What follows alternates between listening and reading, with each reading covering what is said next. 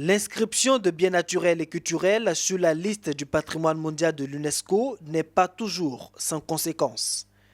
Certains sites classés abritent parfois des gisements, mais du fait de leur statut de patrimoine mondial, l'UNESCO met un embargo sur l'exploitation des ressources naturelles. Au niveau du groupe Afrique, on milite afin que l'organisation onusienne lève cette restriction pour permettre aux pays africains en particulier de profiter de ces ressources. Une problématique qui touche notre continent, c'est la problématique conservation du patrimoine et développement durable. En fait, sur les sites du patrimoine mondial, par exemple, je donne un exemple, il arrive parfois qu'on trouve sur les sites, surtout des sites naturels, ou des minéraux, ou par exemple le pétrole. Donc il faut les exploiter pour aider les populations à se développer. Or, entre-temps, comme le site est déjà classé patrimoine mondial, on ne peut rien faire.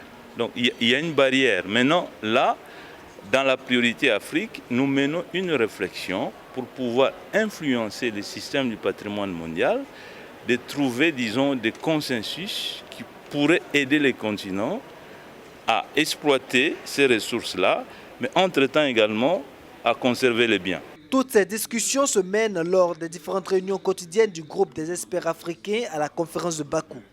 Des rencontres présidées par le Burkina Faso en tant que membre du comité du patrimoine mondial. Après 5 années passées à ce poste, le pays est en fin de mandat ainsi que 3 autres États africains. Le processus de renouvellement des membres au niveau de l'Afrique est enclenché. 5 pays se portent candidats, l'Afrique du Sud, l'Éthiopie, le Nigeria, le Mali et la Côte d'Ivoire. Au niveau de notre sous-région déjà, nous avons 3 États, 2 pays voisins et le Nigeria.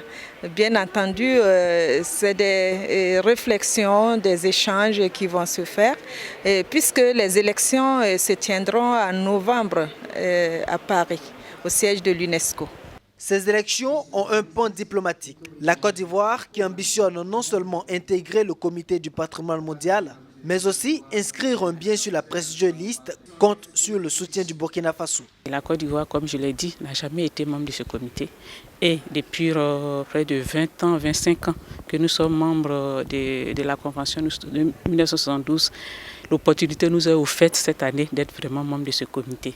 Et nous espérons que nous serons comptés sur le Burkina. Déjà, nous avons les mosquées de type soudanais qui sont déjà très avancées au niveau préparatif. Et aussi, nous avons aussi un autre bien mixte, les îles Eoutilé aussi, c'est-à-dire biens culturels et biens naturels aussi. Les nouvelles inscriptions des biens naturels et culturels auront lieu en Chine en 2020. La Cour royale de Tébélé, le prochain bien que compte inscrire le Burkina Faso, ne sera pas éligible à cette session. Le dossier n'étant pas encore ficelé.